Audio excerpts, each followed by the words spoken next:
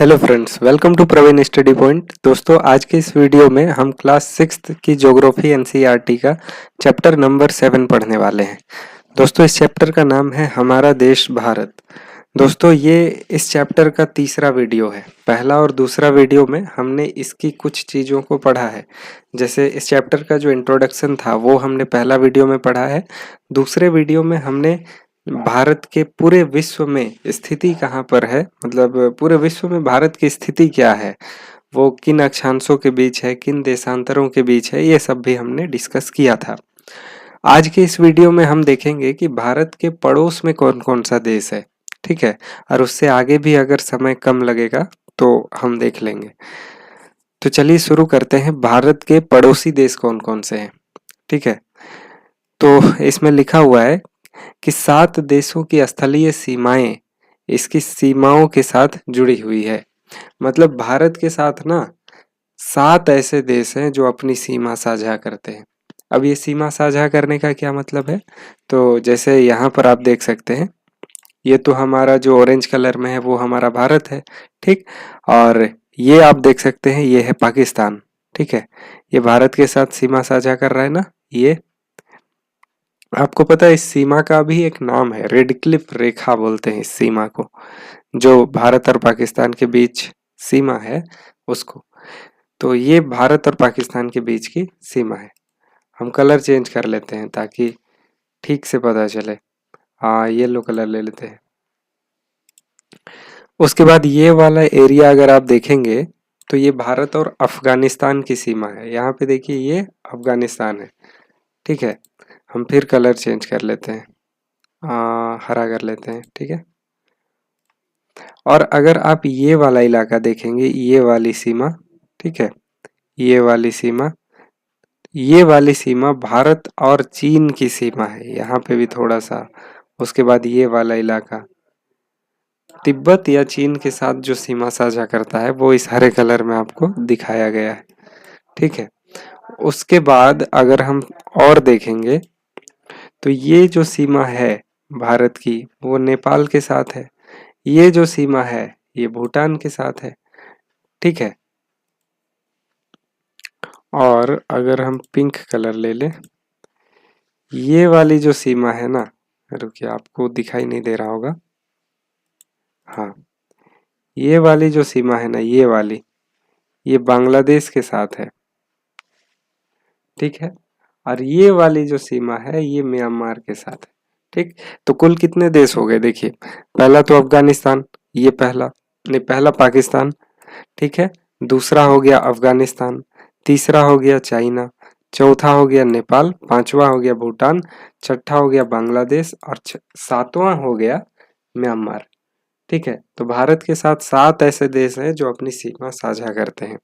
ठीक है, ये चित्र 7.1 है और इसमें आपको ये सारी चीजें दिखाई गई है ठीक से।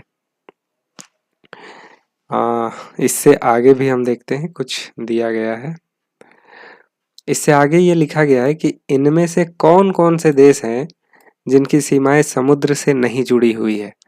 दक्षिण में समुद्र में स्थित 2 द्वीप श्रीलंका और मालदीव हमारे पड़ोसी हैं, और पाक जलसंधि भारत और श्रीलंका को अलग करती है।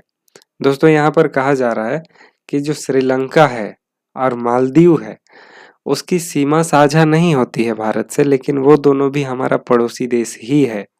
जैसे श्रीलंका कहाँ पर है, तो ये देखिए ये आपका श्रीलंका हो गया।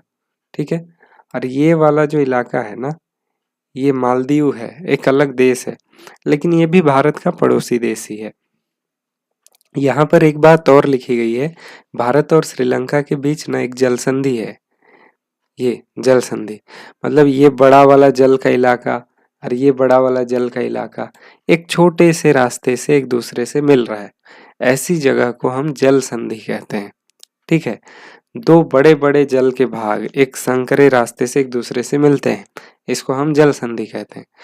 और भारत और श्रीलंका के बीच जो जल संधि है उसको पाक जल संधि कहते हैं। तो वही यहाँ पर लिखा गया है कि भारत और श्रीलंका के बीच पाक जल संधि है। ठीक है, अब इसका जो नेक्स्ट टॉपिक है वो है राजनीतिक एवं प्रशासनिक विभाजन।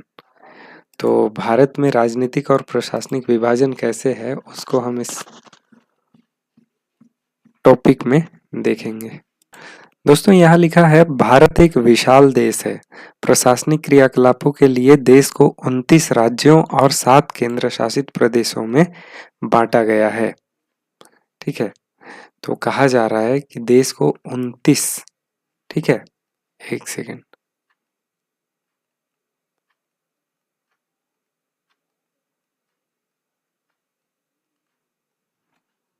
यहाँ कहा जा रहा है देश को 29 राज्यों और 7 केंद्र शासित प्रदेशों में बांटा गया है। क्यों? तो प्रशासनिक सुविधा के लिए। अभी वर्तमान में 28 राज्य और 8 केंद्र शासित प्रदेश हो गए हैं। कुछ कुछ बदलते रहता है ना, तो ये किताब जब लिखी गई थी तो 29 राज्य थे और 7 केंद्र शासित प्रदेश था, लेकिन अभी थोड़ा सा बदलाव हो गया है। ठीक है, अब हम आगे देखेंगे। चलिए, यहाँ पर लिखा गया है 2 जून 2014 को तेलंगाना जो है भारत का 29वां राज्य बना, ये लिखा गया है। ठीक है, पहले यह आंध्र प्रदेश का एक भाग था। दिल्ली भारत की राजधानी है। राज्यों का निर्माण मुख्यतः भाषाओं के आधार पर हुआ है। क्षेत्रफल की दृष्टि से सबसे बड़ा राज्य राजस्थान है और सबसे छोटा राज्य गोवा है। राज्यों को जिलों में बांटा गया है। तो दोस्तों यहाँ बताया जा रहा है, ऊपर इसी में हम देखेंगे, जैसे ये जो पूरा जम्मू कश्मीर है ना, इसको 2 भागों में बांट दिया गया है। जैसे इस तरह से बांटा गया है, ऐसे यहाँ पे, और ये जो ऊपर वाला हिस्सा है उसको लद्दाख बोल दिया गया है, और जो नीचे वाला हिस्सा है ये, इसको जम्मू कश्मीर कहा जा रहा है अब। ठीक है, तो ये दोनों अभी राज्य नहीं बने हैं, ये दोनों अभी केंद्र शासित प्रदेश बने हैं। ठीक है, तो एक राज्य तो वैसे ही कम हो गया और एक यूटी तो ऐसे ही बढ़ गया। तो अभी फिलहाल 28 राज्य हैं और केंद्र शासित प्रदेश जो है वो 9 है। ठीक है, कुछ कुछ और बदलाव हुए हैं, लेकिन वो हमको देखना पड़ेगा। ठीक है, लेकिन इस किताब में जो दिया है मैं वो आपको बता देता हूँ। यहाँ बताया गया है कि दिल्ली जो है ना वो भारत की राजधानी है। ठीक है, और राज्यों के निर्माण में मुख्यतः भाषाओं को आधार बनाया गया है। जब राज्य बनाए जा रहे थे ना, तो ये ध्यान रखा गया था कि इस एरिया में कौन से भाषा के लोग, भाषा बोलने वाले लोग रहते हैं, और उसी हिसाब से राज्यों की बाउंड्री बनाई गई। जैसे बांग्ला भाषा बोलने वालों का बंगाली, ठीक है, और जैसे तमिल बोलने वाला का अलग राज्य, उसके बाद कन्नड़ बोलने वाला का अलग राज्य, मलयालम बोलने वाला का अलग राज्य होगा, इस तरह से है। ठीक, अगर हम क्षेत्रफल की दृष्टि से देखेंगे तो राजस्थान जो है वो सबसे बड़ा राज्य है। जैसे ये राज्य, ये राजस्थान है, ये सबसे बड़ा राज्य है क्षेत्रफल की दृष्टि से। और ये गोवा आप देखेंगे एकदम छोटा सा है। यहाँ पर गोवा क्षेत्रफल की दृष्टि से सबसे छोटा राज्य है। उसके बाद हम भारत का भौतिक विभाजन पढ़ते हैं। ठीक है, और ये शायद इस चैप्टर का सबसे लास्ट टॉपिक होगा, लेकिन इस टॉपिक को अलग वीडियो में पढ़ने से ज़्यादा बढ़िया रहेगा, क्योंकि इसमें थोड़ा सा अलग कॉन्सेप्ट है और इसे मैं आपको बहुत डिटेल से बताऊंगा।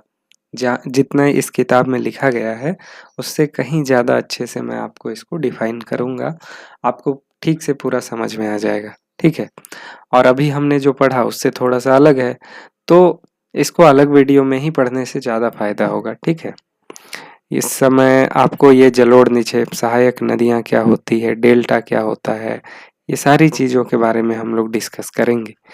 तो अभी आज के लिए इतना ही रखते हैं, और जो नेक्स्ट टॉपिक है और जो लास्ट टॉपिक है इस चैप्टर का, उसको हम नेक्स्ट वीडियो में पढ़ेंगे। तो दोस्तों आप इस वीडियो को पूरा देखिए ताकि आपको पूरा समझ में आए, और मिलते हैं इसी तरह के वीडियो में नेक्स्ट टाइम। तब तक के लिए धन्यवाद। जय हिंद।